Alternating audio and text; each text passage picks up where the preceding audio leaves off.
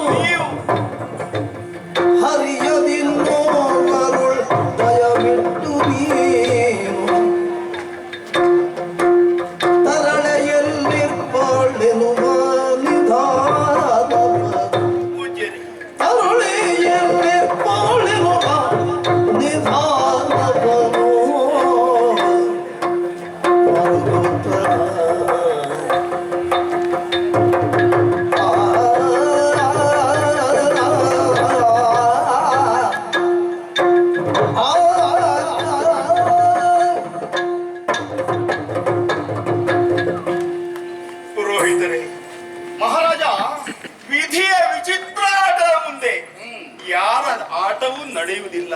ಖಂಡಿತ. ಯಾಕೆ ಹೀಗಾಗ್ತದೆ ಅಂತ ನಾವು ಪ್ರಶ್ನಿಸುವುದಕ್ಕಿಲ್ಲ. ಪ್ರಶ್ನೆಗೆ ಉತ್ತರ ಹೇಗೆ ಸಿಗ್ತದೆ ಹೇಳಿ? ಖಂಡಿತ ಆಗುವುದೆಲ್ಲ ಆಗ್ತದೆ. ಹೌದು. ಯಾಕಾಗ್ತದೆ ಗೊತ್ತಿಲ್ಲ.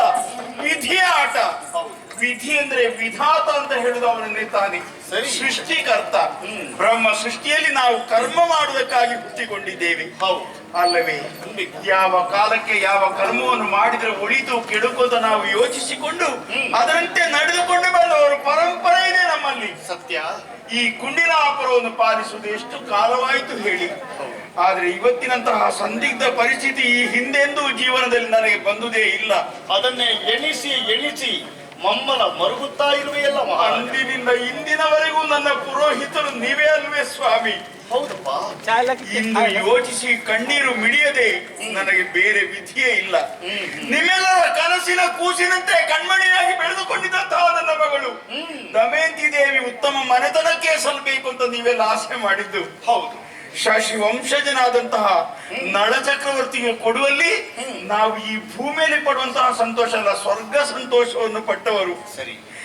ನಳನಿಗೆ ಚಕ್ರವರ್ತಿಗೆ ಹೆಂಡತಿಯಾಗಿ 2 ಮಕ್ಕಳ ತಾಯಿಯಾಗಿ ಬೆಳಗುತ್ತಿದ್ದಾಗ ವಿಧಿ ಯಾಕೆ ಈ ರೀತಿಯಾಗಿ ಕಾಡಿತೋ ಗೊತ್ತಿಲ್ಲ.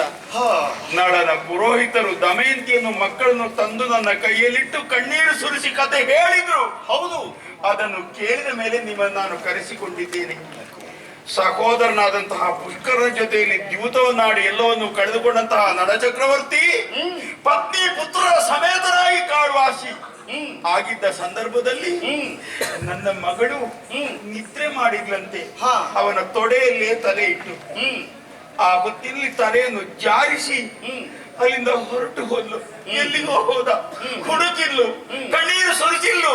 ಕಾಡಿನಲ್ಲಿ ರೋದನವಾಯಿತೆ ಹೊರತು ಅದಕ್ಕೆ ಬೇರೆ ಏನು ಪ್ರಯೋಜನ ಕಾಣಿಸಲಿಲ್ಲ. ಮತ್ತೆ ಏನೇನೋ ಮಾಡಿ ವರ್ತಕರು ಆ ದಾರಿಯಲ್ಲಿ ಬಂದ ಕಾರಣ ಅವರು ಕರೆದುಕೊಂಡು ಬಂದು ಚಿಕ್ಕಮ್ಮನ ಮನೆಯಲ್ಲಿ ಬಿಟ್ಟು ಅಂತ ಹೇಳಿದ್ರು. ಹಾಗೆ ಚಿಕ್ಕಮ್ಮನಲ್ಲಿಂದ ನಾವು ಕಥೆಯನ್ನು ಕೇಳಿದ್ದೇವೆ. ಇವರು ಹೇಳಿದ್ರು ಈ ಮಕ್ಕಳು ಇಷ್ಟು ಮಾತ್ರ ಬಂದಿದ್ದಾರೆ, ಯಾಕಂದ್ರೆ ದಮಯಂತಿ ದೇವಿ ಮಕ್ಕಳನ್ನು ಇಲ್ಲಿ ಕೊಟ್ಟು ಕಳಿಸಿದ್ದಾಳೆ. ಹೌದು ಹೌದು.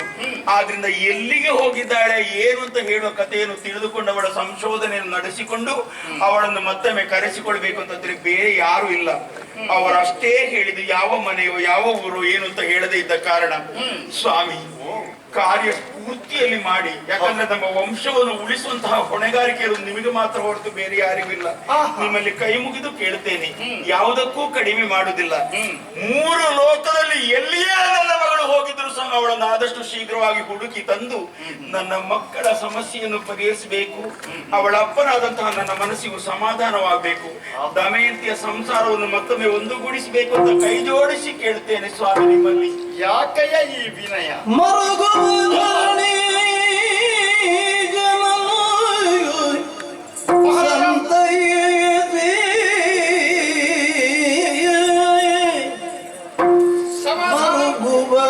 ಧರಣಿ ಜನ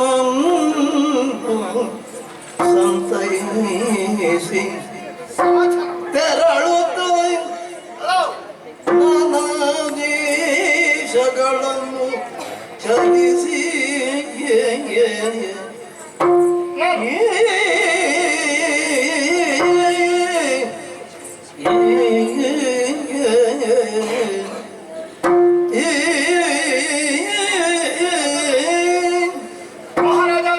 ಏನು ಸ್ವಾಮಿ? ಮಗಳಿಗೆ ಮತ್ತು ಅಳಿಯನಿಗೆ ಬಂದೊದಗಿರುವಂತಹ ಈ ಪರಿಭವದ ವಿಷಯಕವಾಗಿ ಹೌದು, ನೀನು ಮತ್ತೆ ಮತ್ತೆ ದುಃಖಿತನಾಗುತ್ತಾನೆ.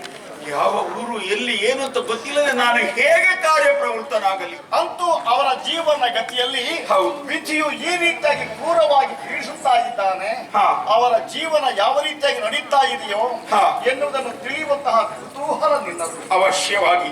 ಈ ಪ್ರಾಯದ ಹೊತ್ತಿನಲ್ಲಿ ಇನ್ನು ಜೀವದಲ್ಲಿದ್ದೇನಲ್ಲ, ಪ್ರಾಯ ಆದ್ರೂ ಸಹ. ಹೌದಪ್ಪ, ಹಾ. ಅಧೀರನಾಗಕೂಡದು. ಹೌದು ಸ್ವಲ್ಪ ಧೈರ್ಯ ಮಾಡಿಕೊಳ್ಳಯ್ಯ ಸ್ವಾಮಿ. ಏನಿದ್ರು ಕೂಡ ನರಚಿತ್ತ ಮಿಥ್ಯ, ಹಾ. ಹರಿಚಿತ್ತ ಸತ್ಯ ತಾನೆ. ಬೇರೆ ಮಕ್ಕಳು ನನಗಿಲ್ಲದೆ ಇದ್ದ ಕಾರಣ ಮದುವೆ ಮಾಡಿಕೊಡೋ ಸಂದರ್ಭದಲ್ಲಿ ಈ ರಾಜ್ಯವು ನಿನ್ನ ಪಾಲಿಗೆ ಸೇರಿತು ಅಂತ ನಾನು ಅವಲ್ಲಿ ಘಂಟಾಘೋಷವಾಗಿ ಹೇಳಿದ್ರು ಸಹ ನಿಮ್ಗೆ ಈಗೇನು ತೊಂದರೆ ಆಗಿಲ್ಲ ಮಾವ. ಹಾ. ಏನಾದ್ರೂ ಹೆಚ್ಚು ಕಡಿಮೆ ಆದ ಕಾಲಕ್ಕೆ ನೋಡಿಕೊಳ್ಳೋದಕ್ಕೆ ನಾನಿದ್ದೇನೆ ಅಂತ ಹೇಳಿದ ಚಕ್ರವರ್ತಿಯ ಮಾತನ್ನು ನಂಬಿಕೊಂಡು ನಾನು ಧೈರ್ಯದಿಂದ ಕುಳಿತುಕೊಂಡಿದ್ದೆ. ಹೌದು. ಈಗ ಅವರ ರಾಜ್ಯವನ್ನು ಬಿಟ್ಟು ದಿಕ್ಕಾಪಾಲಾಗಿದ್ದಾನೆ ಅಂತಾದ್ರೆ ಇನ್ನು ಮುಂದಿನ ಗತಿ ಏನು ಅಂತ ಚಿಂತಿಸೋದಕ್ಕೆ ಕಾಲ ಕೂಡಿ ಬಂದಿದೆ. ಏನು ಮಾಡ್ಲಿ ನಾನು? ಆದ್ದರಿಂದಲೇ ಆ ಹರಿಚಿತ್ತ ಅಂತ ಯಾವುದಿದೆಯೋ ಹೌದು. ಆ ಸಂಕಲ್ಪಕ್ಕೆ ನಾವು ವಿರೋಧವಾಗಿ ವರ್ತಿಸುವುದಕ್ಕೆ ಸಾಧ್ಯ ಇಲ್ಲ ಇಲ್ಲ ಸ್ವಾಮಿ. ಅಂತೂ ಪ್ರಯತ್ನ ರೂಪಕವಾಗಿ ನಾವು ಮುಂದೆ ಹೋಗಬೇಕು. ಹೌದು. ಅದರಲ್ಲಿರುವಂತಹ ಅವರೆಲ್ಲ ಎಲ್ಲಿದ್ದಾರೆ ಹಾ. ಎನ್ನುವಂತಹ ಸತ್ಯ ಶೋಧನೆ ಆಗಬೇಕು ಅಂತಿದ್ರೆ ಹಾ. ನಾವು ಪ್ರಯತ್ನಶೀಲರಾಗಬೇಕಾಗುತ್ತದೆ.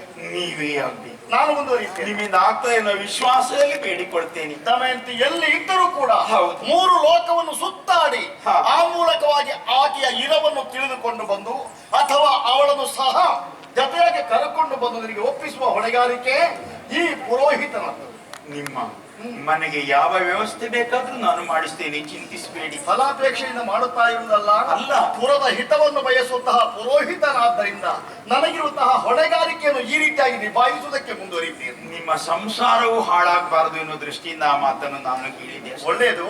ನಾವು ಮಾಡುವಂತಹ ಈ ಕೆಲಸಗಳಿಗೆ ಹಾ. ನಮ್ಮ ಕುಲದೇವರು ಹಾ. ಸಹಕಾರಿಗಳಾಗಿ ಹಾ. ಅನುಗ್ರಹವನ್ನು ಬೀರುತ್ತಾ ಇರಲಿ ಅಂತ ರಂಗನಾಥನನ್ನು ಪ್ರಾರ್ಥನೆ ಮಾಡುತ್ತಾ ಇರು. ಒಳ್ಳೆಯದು. ಧೈರ್ಯ ಮಾಡಿ ಒಳ್ಳೆಯದು. ಮುಂದುವರಿಯುತ್ತೇನೆ. ಒಳ್ಳೆಯದು.